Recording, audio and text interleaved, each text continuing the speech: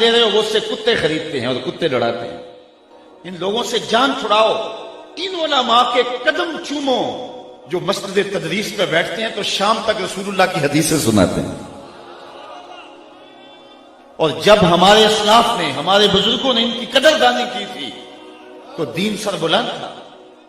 اور دوسری جانب ایک شخص جس کی شکل بھی رسول اللہ صلی اللہ علیہ وآلہ وسلم کی سنت کی مطابقت میں نہیں ہے، بیوٹی پارلر سے تیار ہو کے اپنی بھابھی کا دوپٹہ باندھ کے آ گیا ہے اور وہ اسٹیج کے اوپر شریعت سے بغاوت سکھا رہا ہے. کبھی جنت کا مذاق اڑا رہا ہے، کبھی دوزخ کا مذاق اڑا رہا ہے.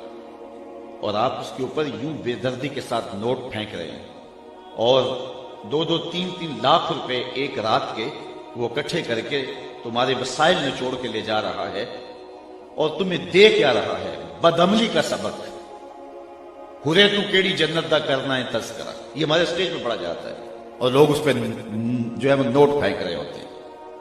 میں نے کہا صاحب اسی جنت کا تذکرہ جس جنت کے لیے حضور ہاتھ پھیلا کے دعائیں مانگتے تھے، اسی جنت کا تذکرہ جس کے لیے میرے حضور نے فرمایا رب سے مانگو تو جنت الفردوس مانگو.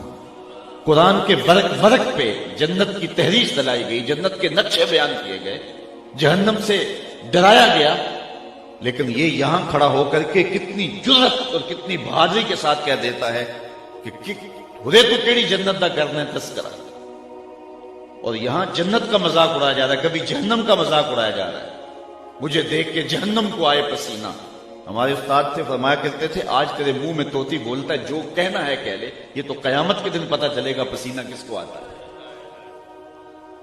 حضرت شیخ احمد مجدد الفسانی علیہ رحمہ فرماتے ہیں جنت اللہ کی رضا کا مظہر ہے اور جہنم اللہ کے قہر و غضب کا مظہر ہے. جنت مانگنے کا مطلب یہ ہے رب کی رضا مانگنا، اور جہنم سے پناہ طلب کرنے کا مطلب یہ ہے اللہ کے قہر و غضب سے پناہ چاہنا.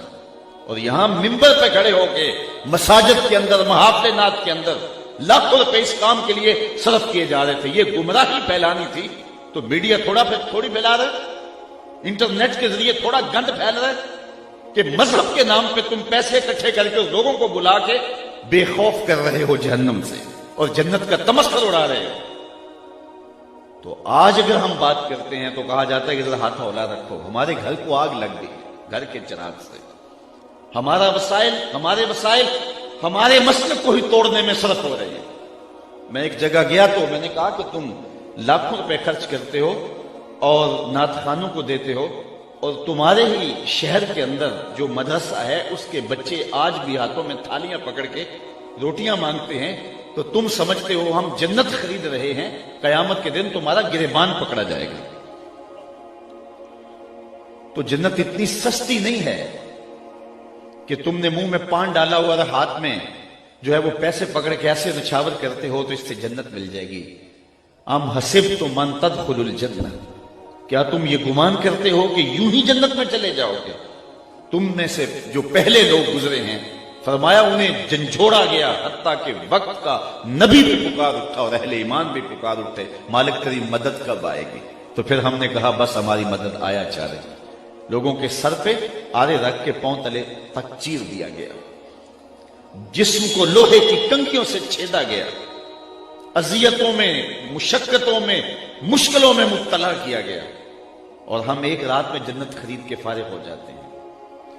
تو ان لوگوں کو اپنے سٹیجوں سے اتارنا ہوگا. اور اگر میری ان باتوں کو آپ ہضم کر رہے ہیں تو میں ایک اور بات بھی کہنا چاہتا ہوں.